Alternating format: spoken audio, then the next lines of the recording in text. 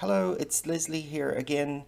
Today I wanted to give my opinion about Thomson brand stuff, seat post and stem. So I got one of these a few years ago thinking, oh, it's a real good brand, and used the stem. I didn't have many rides on the stems. I had an X2 stem and an X4 stem. The X2 stem I actually had on a rental bike. Didn't have any problem with it, but I sold it. And the X4 was my stem that I used. Okay, so anyway, when I brought my bike back with me from overseas, it happened to be upside down, the X4 stem. And so I noticed this. So here it is here, the stem, the X4, and I'll try and get it to focus. So you can see that huge crack in the bottom. So I was a little bit, I'll try and get it to focus one more time.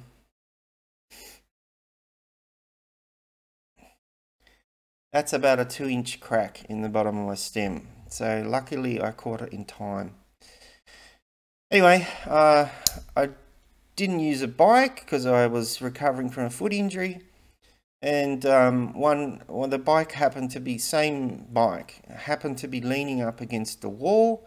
Then I noticed the seat, one day the seat was gone and it was kind of like fallen into the wall, and I thought, someone's knocked my bike over. Someone in my family's knocked my bike over.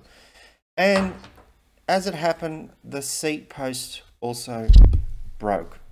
So it just was a kind of like static failure. It means this is a fatigue crack, but this one was like, they told me at Thomson it was something else. And here's the other part here. I think it goes that way around. So anyway, they told me that this one failed because there was differential expansion rate between the steel saddle rails and the aluminium clamp. But even so, I was really kind of disappointed because, I mean, I've only bought 3 Thomson products in my life, and 2 of them had broken when I wasn't even riding the bike. So the stem, well, you know, it's a fatigue failure. You can kind of expect that and understand that because, you know, aluminium is one of those materials that kind of remembers all the little hits and it doesn't have a fatigue life. So eventually aluminium components will fail. Okay, you know, I was bombing down some of those hills pretty fast. Although it wasn't my main bike, and I had a lot of bikes that I rode, and that particular bike, I probably wouldn't have even have 1,000 kilometers on it. Probably, it's got to be less than that.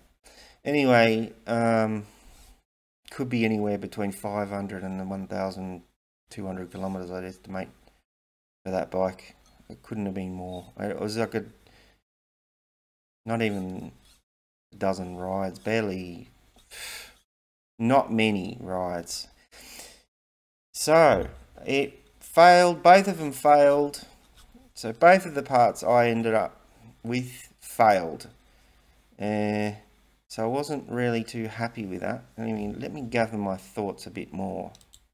You know, yeah, so I emailed Thomson and thought, you know, they might give me a free one. They didn't. I had to pay for the shipping, and I thought, it's not even worth it. They didn't give me a really good rate on it. So it would have been like a half price, you know, seat post or whatever. But at that point, my trust is gone in the brand. I wasn't even riding the bike, and the thing just broke. You know, that's not really acceptable. I've never had any other seat post on 30 bikes fail like that.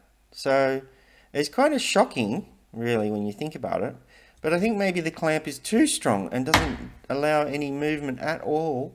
And apparently it's like a fatigue crack because of the differential expansion rates.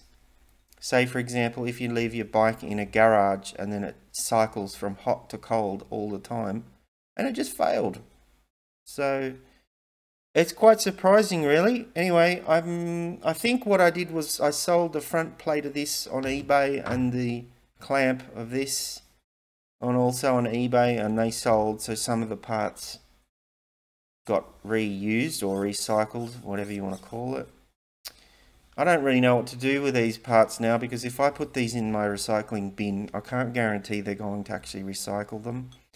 So I don't know, I feel like maybe sending it to, you know, where I used to study, you know, I used to study material science, and they analyze cracks and things like that. So I've thought of actually sending it back to university so they can have examples of failures. Anyway, would I buy another? This is the question I always ask myself. Would I buy another one knowing what I know? Like if something was stolen or if it breaks, would you buy another one to replace it? Is it good enough to buy another one? No, I'm not going to buy any more Thomson stems or seat posts.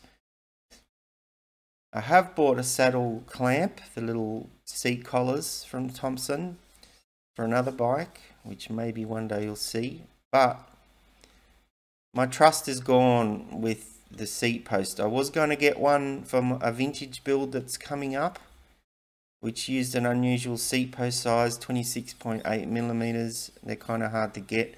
But I'm just going to go with the cheap Calloy post.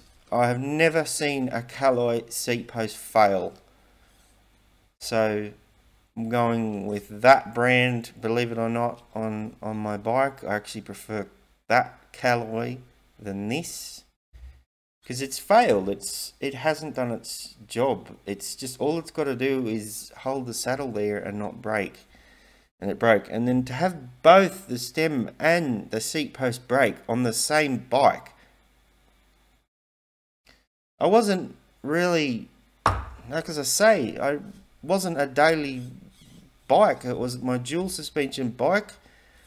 I might have gone out on it once on the weekend, once every few weeks for a while. It wasn't really, it didn't have hundreds and hundreds of rides on it. It just had a few rides around Tenerife, so it's really strange. Anyway, that's my experience of Thomson. I'm a little bit surprised that both things failed, and I'm a bit disappointed they didn't just give me a free one to shut me up, but they didn't. So they don't have a lifetime warranty. Anyway, the stem that I will be putting on another one of these bikes is ITM. I'll quickly show you which one. Instead of going with Thomson, I'm going with this stem. This is a pretty cool one that I found. I really like this stem, ITM Light Lux.